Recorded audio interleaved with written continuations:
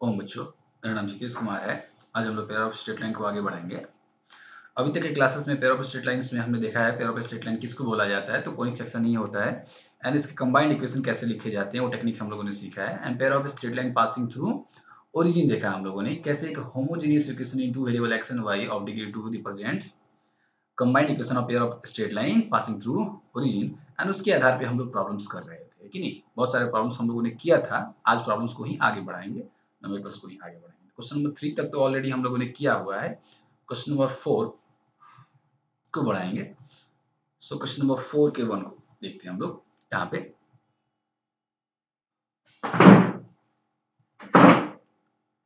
Question number 4 क्या कह रहा है, देखिए। The sum of the slopes of the lines represented by this, a line represented by this is twice their product. तो हमारे पास जो लाइन है, given line, given pair of straight lines है, pair of straight lines passing through origin है, क्योंकि देखिए x square plus k x y and minus 3y square will be equal to 0। आप गौर से देखेंगे तो ये एक होमोजेनियस इक्वेशन है। होमोजेनियस इक्वेशन है into variables x and y of degree 2 means it is the combined equation of any pair of straight line passing through a pair of straight line passing through origin. ये ठीक है, लेकिन यहाँ पे एक ना coefficient unknown दे दिया, एक k का वैल्यू नहीं पता हमें ना, यही k का वैल्यू निकालना है। हमें इस k का वैल्यू निकालना है। अब मुद्दा ये है कि k का वैल्यू निकालने के लिए एक तो कोई कंडीशन देगा, एक तो कोई डेटा देगा इनडायरेक्ट वे में, वही दिया है। The sum of the slopes of the lines represented by this is twice their products. तो सबसे पहले सम ऑफ निकालते हैं हम लोग। So we know that sum of the slopes that is m1 plus m2 कितना होता है। सो m1 m2 होता है माइनस 2h अपॉन b। अब माइनस 2h किसका होता है, a xy का कोएफिशिएंट दैट इज k के बराबर है यहाँ पे। b क्या होता है, तो y स्क्वायर का कोएफिशिएंट दैट इज -3 है। सो आप देखेंगे तो ये हो जाएगा k/3 एंड m1 m2 क्या होता है, product of the slopes a/b। a क्या होता है, coefficient of x square that is 1 and b क्या होता है, coefficient of y square that is -3। सो ये हो जाएगा -1/3। अब ये डेटा हम लोग को निकालना। क्वेश्चन क्या कह रहा है, the sum of the slopes of the lines is twice their product, is twice their product means according to question क्या कह रहा है कि m1 प्लस m2 क्या है, ट्वाइस है किसके, तो प्रोडक्ट के m1 इंटू m2। अब क्या वैल्यू पुट करना है यहाँ पे। सो m1 प्लस m2 का वैल्यू आया है k/3 will be equal to 2 times, यहाँ है -1/3। अब देखिए 3 से 3 कैंसिल हो जाएगा, यहाँ पे आप सिंप्लीफाई कर लीजिए। सो k का वैल्यू आ जाएगा -2। यही आपको निकालना था। मतलब जो हम pair of straight line passing through origin का नॉलेज इस्तेमाल करवा रहा है आपको, कि सम ऑफ स्लोप का फॉर्मूला आपको पता होना चाहिए एंड प्रोडक्ट ऑफ स्लोप निकालने आना चाहिए, और उसी पे कंडीशन दे दिया ताकि एक अननोन वैल्यू भी उसमें डाल दिया कि इक्वेशन डेवलप कर दिया, एक छोटा सा linear equation, not linear equation कहेंगे आप कह सकते हैं एक छोटा सा इक्वेशन डेवलप कर दिया सिंगल वेरिएबल का, जिससे आप उस वेरिएबल का वैल्यू निकाल सकते with the help of given condition, nothing else, है कि आप देखना चाहे तो हम इसमें और देख सकते हैं। जैसे क्वेश्चन नंबर 2 भी देख सकते हैं यहाँ पे हम लोग। फाइंड के इफ, क्वेश्चन नंबर 2, फाइंड के if slope of the lines represented by this differ by 4। Slope differ by 4 है, तो अब देखिए पहले गिवन लाइंस है हमारे पास, गिवन लाइंस की बातें करें हम लोग, तो गिवन लाइंस क्या है हमारे पास, तो 3 square plus k x y minus y square will be equal to 0। यहाँ पे भी अगर कोफिशिएंट्स की बात करें तो इसको आप कंपेयर कर दीजिए किससे, स्टैंडर्ड इक्वेशन से। कौन सा स्टैंडर्ड इक्वेशन, तो ax square plus 2hxy and plus by square. आप यहाँ से पाएंगे क्या, कंपैरिजन करने के बाद में पाएंगे क्या, a का वैल्यू कितना है 3 है, 2h का वैल्यू कितना है, सो k है, एंड b का वैल्यू कितना है, सो b का वैल्यू हो जाएगा यहाँ पे -1 हो जाएगा, है ना। अब जरा देख लीजिए एक और बात यहाँ पे कि हम जानते हैं m1 प्लस m2 क्या होगा, सो m1 प्लस m2 यहाँ पे हो जाएगा -2h upon b। m1 into m2 क्या हो जाएगा, तो m1 इंटू m2 हो जाएगा a बाई बी, तो वैल्यू पुट कर दीजिए। सो माइनस ऑफ 2h का वैल्यू है k एंड b का वैल्यू कितना है, सो -1 है, तो ये हो जाएगा आपको k हो जाएगा। फिर यहाँ पे a बाई बी, तो a कितना हो जाएगा 3, b कितना हो जाएगा -1, तो ये भी आपको हो जाएगा -3। तो ये m1 m2 and m1 plus m2 आपने निकाल लिया। अब क्या कह रहा है कि k का वैल्यू निकालना है। क्वेश्चन क्या दे रहा है? अकॉर्डिंग टू क्वेश्चन कह रहा है कि slope of the lines represented by this differ by 4 means दोनों का डिफरेंस है m1 माइनस अगर m2 हम लोग कह दें तो ये हो जा रहा है आपको 4। ये क्या हो रहा है? आपको 4 हो रहा है। अब सवाल है कि यहाँ से m1 माइनस m2 कैसे निकाले? ये डेटा दिया हुआ है तो लिख सकते हैं ना, m1 माइनस m2 लिखना कोई बड़ी बात नहीं है। तो यहाँ पे आप देख लीजिए m1 माइनस m2 कैसे निकलेगा। यहाँ पे m1 माइनस m2 आप जरा बताइए तो m1 माइनस m2, या एक काम कर रहे हैं हम लोग यहाँ पे इसको दोनों तरफ स्क्वायर कर लेते हैं, दोनों तरफ स्क्वायर कर लेते हैं। तो m1 minus m2 whole square will be equal to क्या हो जाएगा 16। अभी m1 minus m2 whole square हमें नहीं पता है तो इसको हम लोग ऐसे लिख सकते हैं क्या, m1 प्लस m2 का whole square minus 4m1 m2 will be equal to 16। अब देखिए ना, ये कोई बड़ी बात नहीं है। क्यों नहीं बड़ी बात है? जरा देख लीजिए, ये m1 माइनस m2 का होल स्क्वायर, आप देखिए m1 प्लस m2 का होल स्क्वायर क्या हो जाएगा, m1 square plus m2 square plus 2m1 m2 minus 4m1 m2, तो m1 square plus m2 square minus 2m1 m2 हो जाएगा, that is m1 minus m2 का होल स्क्वायर। इससे क्या फायदा हो रहा है? इसका डेटा दिया हुआ है m1 प्लस m2 का वैल्यू यहाँ पे k square and minus 4 and m1 m2 का वैल्यू दिया है -3 विल बी इक्वल टू 16। तो इसको आप थोड़ा सा और सिंप्लीफाई करेंगे, ये हो जाएगा के स्क्वायर और ये हो जाएगा 4 3 12, so plus 12 will be equal to 16। यहाँ से आप लेके आएंगे तो ये हो जाएगा आपका k square will be equal to 4, और यहाँ से आप लेके आएंगे तो के का वैल्यू क्या हो जाएगा +-2, के का वैल्यू हो जाएगा +-2, यही हो गया। सो कुछ सिंपल सा आपको डेटा दे रहा है और एक कंडीशन दे रहा है, उस कंडीशन की मदद से एक अननोन का वैल्यू निकालना है आपको, है कि नहीं। नाउ चलिए जरा आगे बढ़ते हैं। सो क्वेश्चन नंबर 7 देखते हैं, कुछ और प्रॉब्लम्स देखते हैं। क्वेश्चन नंबर 7 देखते हैं। क्वेश्चन नंबर 7 कह रहा है find the combined equation of pair of lines passing through the origin and making an equilateral triangle with the lines y बराबर 3। जरा बात को समझिए। अभी हमारे पास कह रहा है कि find the combined equation of pair of lines passing through origin and making an equilateral triangle with the line y बराबर 3। अब सवाल ये है कि हमारे पास किसी पेयर ऑफ स्ट्रेट लाइन का कंबाइंड इक्वेशन लिखना है। तो पेयर ऑफ स्ट्रेट लाइन का कंबाइंड इक्वेशन लिखने के लिए क्या चाहिए? हमें दोनों का इक्वेशन चाहिए। ओरिजिन से पास कर रहा है तो y m1x होगा एंड y m2x होगा। अब मुद्दा ये है कि यही तो आपको नहीं दिया है कि स्लोप नहीं दिया है आपको, है कि नहीं।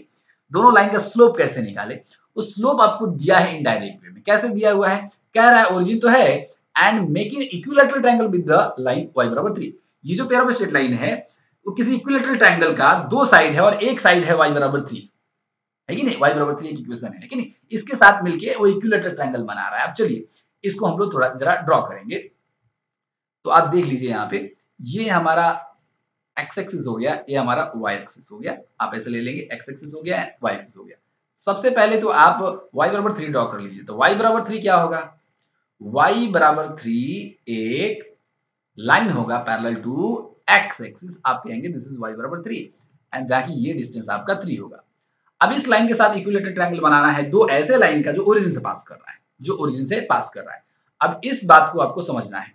अब देखिए एक लाइन तो ओरिजिन से पास करेंगे तो ये साइड बन जाएगा एक, और एक साइड तो ऑलरेडी ये बनेगा, और एक और कौन सा लाइन होगा? ये वाला लाइन हो सकता है बच्चों। देखिए तभी तो ये मान लीजिए कि तभी तो ये इक्विलैटरल ट्रायंगल बनेगा इसके साथ, दूसरा कोई कंडीशन नहीं है कि नहीं इक्विलैटरल ट्रायंगल बनने के लिए। अब जरा बात को समझिए, ये अगर इक्विलैटरल ट्रायंगल है, y बराबर 3 के साथ इक्विलैटरल ट्रायंगल बना रहा है, तो ये कितना होगा 60 डिग्री होगा, और ये कितना होगा 60 डिग्री होगा, इसमें कोई डाउट नहीं। और ये अगर 60 और ये अगर 60 तो ये भी 60 होगा पूरा, ये 60 डिग्री हो गया, और ये 60 डिग्री ये 60 डिग्री होगा। तो आप देखिए ये सिमेट्रिक फिगर है, आप कह सकते हैं सिमेट्रिक फिगर है। क्यों सिमेट्रिक फिगर है? क्योंकि y बराबर 3 के साथ ये भी लाइन इक्वली इंक्लाइंड होगा। क्यों? क्योंकि दोनों साइड भी इक्वल है, ये भी साइड इक्वल होना चाहिए, ये अपोजिट साइड। क्यों? क्योंकि y बराबर 3 के साथ सिमेट्रिक जब तक नहीं होगा तो इक्विलैटरल कैसे बनेगा, है कि नहीं। तो ये जो एंगल हो जाएगा वो 30 डिग्री हो जाएगा, 30 डिग्री हो जाएगा। और यह भी एंगल हो जाएगा आपका 30 डिग्री हो जाएगा। तो हमारा एक लाइन ये है, एक लाइन ये है, लाइन 1 है। अब इसका स्लोप निकाल रहे हैं हम लोग। कैसे स्लोप निकालेंगे? तो स्लोप क्या होता है, यहां m1 की बात कर रहे हैं। स्लोप क्या होता है बच्चों? The tangent of angle made by the line with positive x axis in anti clockwise sense. Anti clockwise sense में ये टोटल 90 डिग्री है, 30 डिग्री कैंसिल कितना हो गया 60 डिग्री। सो स्लोप हो जाएगा यहाँ पे tan 60 degree, and tan 60 degree that is कितना हो जाएगा, tan 60 डिग्री मतलब ये हो जाएगा आपका √3। अगर इसकी स्लोप की बात करें तो इस ये कितना एंगल बना रहा है, तो ये भी आपको देखना है ये कितना एंगल बना रहा है। सो ये L2 की बात कीजिए आप, L2 का स्लोप क्या हो जाएगा, सो M2 बराबर क्या हो जाएगा tan कितना डिग्री। तो फिर एंगल क्या हो जाएगा, θ2 की बात कीजिए, θ2 की बात कीजिए। सो यहाँ पे m1 will be equal to tan θ1 की बात कीजिए, तो थीटा की क्या हो जाएगा, angle made by this line L2 with positive axis in anti clockwise sense. अब देखिए ये यहां तक ये 90 डिग्री है और ये 30 डिग्री, तो कितना हो जाएगा 120 डिग्री। सो tan 120 डिग्री। तो tan सेकंड क्वाड्रेंट की बातें करेंगे तो सेकंड क्वाड्रेंट में नेगेटिव हो जाएगा, सो -√3 हो जाएगा। ये स्लोप मिल गया, स्लोप मिल गया, इक्वेशन भी लिख सकते हैं। So now separate equations of the line, now separate equations of the lines. ये सेपरेट इक्वेशन कैसे निकलेगा लाइन का? तो सेपरेट इक्वेशन निकालने के लिए सिंपल सा तरीका है हमारे पास। क्या तरीका है? तो y is equal to m1x and y is equal to m2x। तो आप यहाँ पे आ जाइए। So y is equal to √3x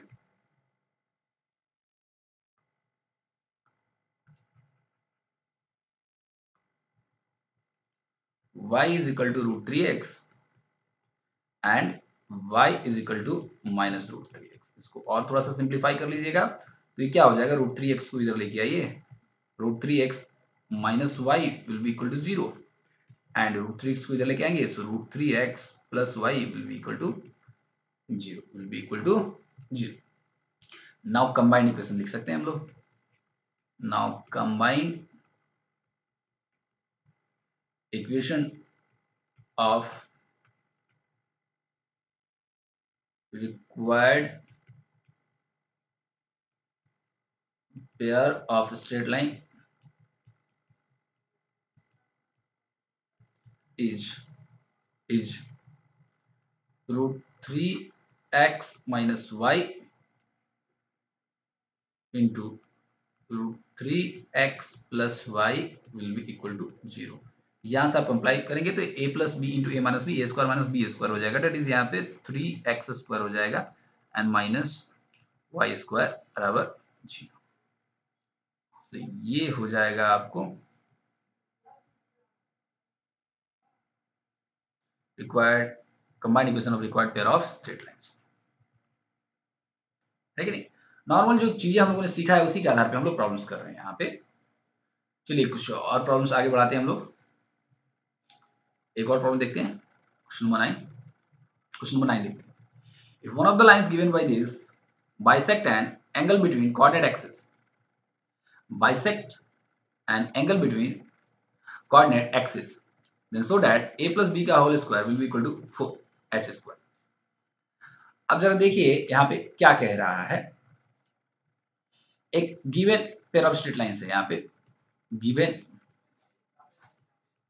pair of straight lines क्या है, सो ax² plus 2hxy and plus by² will be equal to 0। one of the lines this है ना is equal to 0 bisects an angle between coordinate axis, bisects an angle between coordinate axis। अब इसका जो एक line होगा वो किसी coordinate axis को बाइसेक्ट करता है, तो सबसे पहले तो इसका ऑक्सिलरी इक्वेशन लिख लेते हैं, है ना। सो नाउ ऑक्सिलरी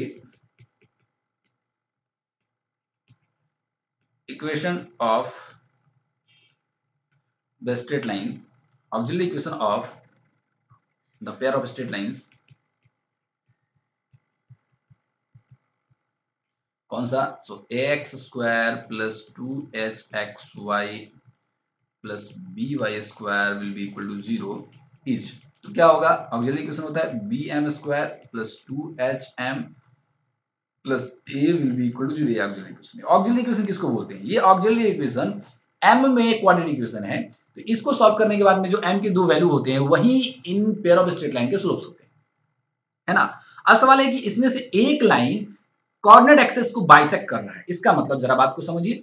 तो चलिए हम लोग इसको भी बात करते हैं। नाउ एक कह रहा है अकॉर्डिंग टू क्वेश्चन, एक जो इसमें से लाइन होगा कोऑर्डिनेट एक्सिस को, ये एक्स एक्सिस है एंड वाई एक्सिस है, इस कोऑर्डिनेट एक्सिस को bisect an angle between coordinate axis. अब ये एंगल बिटवीन कोऑर्डिनेट एक्सिस जो है इसको बाइसेक्ट कर रहा है, एक लाइन बाइसेक्ट कर रहा है। मान लीजिए कि वन ऑफ द लाइन है, मान लीजिए लाइन 1 है, बाइसेक्ट कर रहा है मतलब ये एंगल कितना हो जाएगा? 45 डिग्री हो जाएगा। 45 डिग्री हो जाएगा मतलब इसका स्लोप कितना हो जाएगा? तो स्लोप हो जाएगा tan 45 डिग्री, दैट इज 1 हो जाएगा। अब जरा बात को समझिए, क्योंकि क्वेश्चन में कंडीशन दिया है कि one of the line bisect the angle between coordinate axis, उससे हम लोगों ने उस लाइन का स्लोप निकाल लिया, है ना। और जो पेयर ऑफ स्ट्रेट लाइन का इक्वेशन दिया उससे ऑक्सिलरी इक्वेशन निकाला। ऑक्सिलरी इक्वेशन बेसिकली क्या है? ऑक्सिलरी इक्वेशन के ही दोनों रूट इन दोनों लाइन के स्लोप्स होंगे। एक बात तो साफ है, इस इक्वेशन से जो मिल रहा है वो स्लोप है, और स्लोप ऑलरेडी हम लोगों ने एक लाइन का निकाल लिया, तो यह भी इसी में किसी लाइन का स्लोप है और m का वैल्यू है, यानी कि इसी m की कोई एक रूट है कि नहीं? तो since m is slope of one of the line, slope of one of the line, it is also the root of the equation, कौन सा equation? So bm square plus 2hm plus a will be equal to 0, और इसलिए ये satisfy करेगा इसको। जो आप put कीजिए, सो bm स्क्वायर, सो b हो जाएगा यहाँ पे, और m की जगह पे डेट इज 1 स्क्वायर हो जाएगा, प्लस हो जाएगा 2h हो जाएगा, m की जगह पे 1 हो जाएगा एंड प्लस a हो जाएगा विल बी इक्वल टू 0। तो आप यहाँ पे देख लीजिए, ये a तो ऑलरेडी बचा, 1 का स्क्वायर 1 ही हो जाएगा, b हो जाएगा plus 2h will be equal to 0। लेकिन ये नहीं प्रूव करना है, आपको दिया है वो कोई बड़ी बात नहीं है जो प्रूव करना है। a plus b will be equal to minus 2h हो जाएगा। आप दोनों तरफ स्क्वायर कर दीजिए तो ये क्या हो जाएगा? a प्लस बी का होल स्क्वायर एंड ये हो जाएगा 4h स्क्वायर, जो कि हमें प्रूव करना है, नथिंग एल्स। तो बेसिकली हम लोग क्या किए इस एक्सरसाइज में पेयर ऑफ स्ट्रेट लाइन का दो सेपरेट स्ट्रेट लाइन का इक्वेशन दिया रहता था, उसको मल्टीप्लाई करके पेयर ऑफ स्ट्रेट लाइन का कंबाइंड इक्वेशन निकालते थे। फिर पेयर ऑफ स्ट्रेट लाइन का एक स्पेशल केस देखिए हम लोग, क्या उसको बोलते थे? Pair of straight line passing through origin, और उसका कंबाइंड इक्वेशन कैसे लिखते थे, है कि नहीं।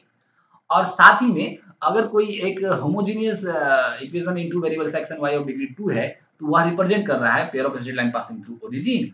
और उसी के फिर नेचर ऑफ लाइंस की बात हम लोगों ने किया कि कब रियल डिस्टिंक्ट होगा, कब अनरियल होगा, कब आप रियल एंड कोइंसिडेंट होगा, और उसी के आधार पे कुछ प्रॉब्लम्स हम लोगों ने किया इस एक्सरसाइज में। तो ये एक्सरसाइज फिनिश हो रहा है, अगली क्लास में आगे की बातें करेंगे। Thank you.